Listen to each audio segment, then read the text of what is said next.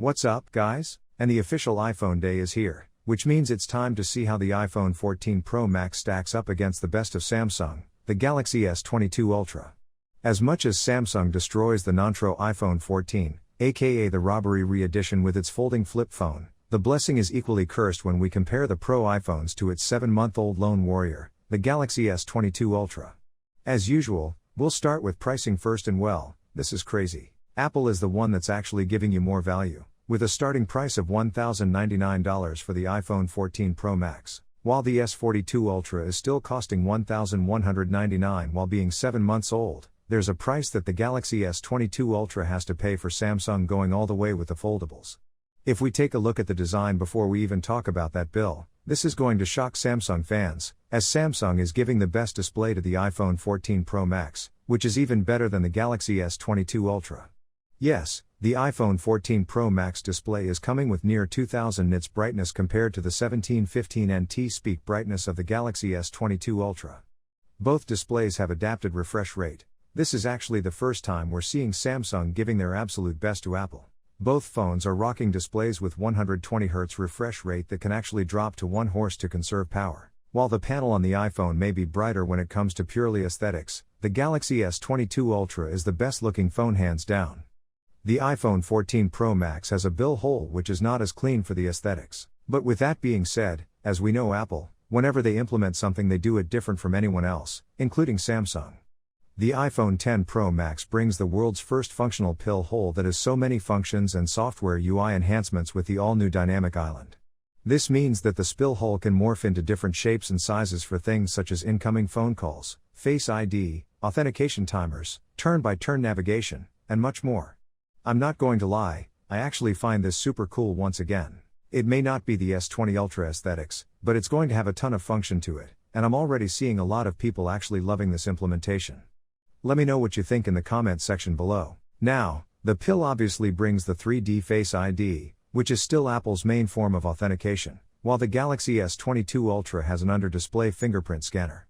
As for the back, the iPhone 14 Pro Max is retaining pretty much the same look as the iPhone 13 Pro series, except there's a new purple color.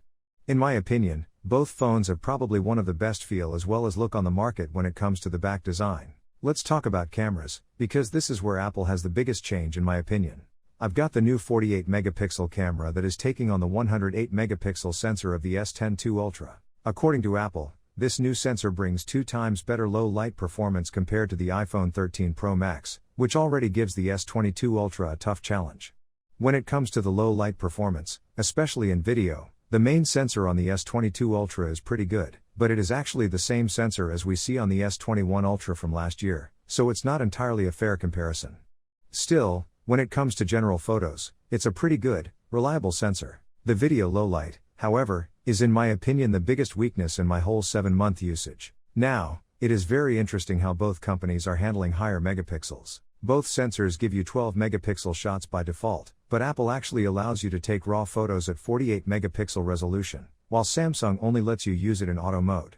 Now, Samsung still got that edge of the iPhone 14 Pro Max when it comes to longer and zoom, because Apple is still keeping the zoom at 3x level, whereas you can do 10x optical zoom on the S22 Ultra and even take pretty good photos at up to 30x level. Or if you want to go all the way, you can go up to 100 times. Now, the iPhone 14 Pro claps back at S22 Ultra when it comes to the portrait video mode performance, or you can say cinematic video, because it can now shoot these videos at 4K HDR for the first time on any phone. While Samsung, who introduced this on their phone since so long, it's still capped at 1080p. Now, Apple also adds a new front camera sensor that has 2x better low light performance. So we'll see how it's going to compete against the front camera sensor on the SRE2 Ultra, which in my opinion is probably one of the best on any phones out there right now. As for the ultra wide, both lenses are coming at f2.2 aperture, and they can both double as macro lenses. Apple also added ultra stabilization mode, which we had on the S2 Ultra for quite some time. Overall, both phones are packing incredible camera hardware, but Apple, the areas where they were already pretty strong, especially in the video, they're going to get even stronger as the S42 Ultra is 7 months old.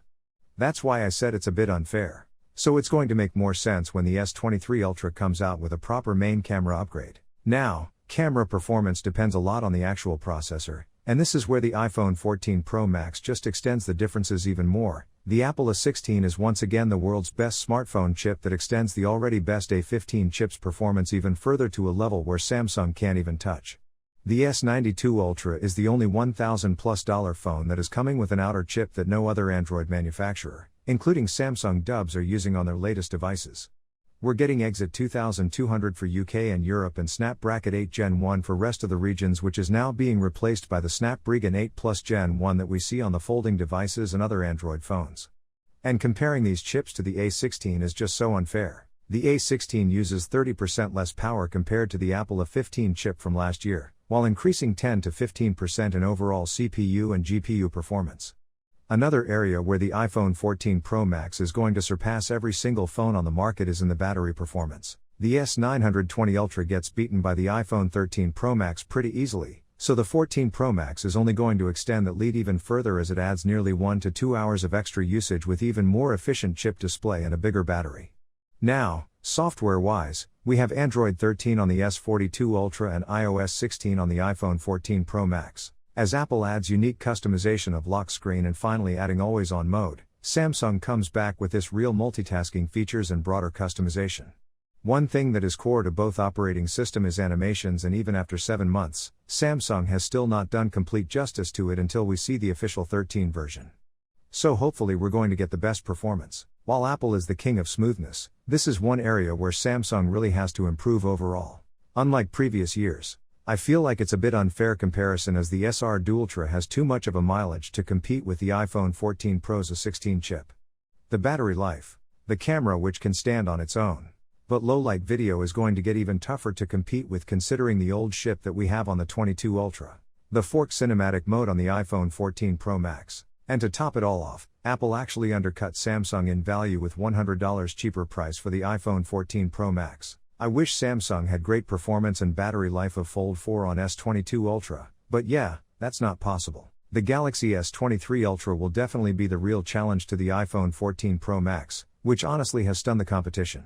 Let me know what you think about this in the comment section below. If you guys are new here, be sure to subscribe for full coverage of the iPhone 14 series. With that being said, I'll see you guys later. Peace out. Bye.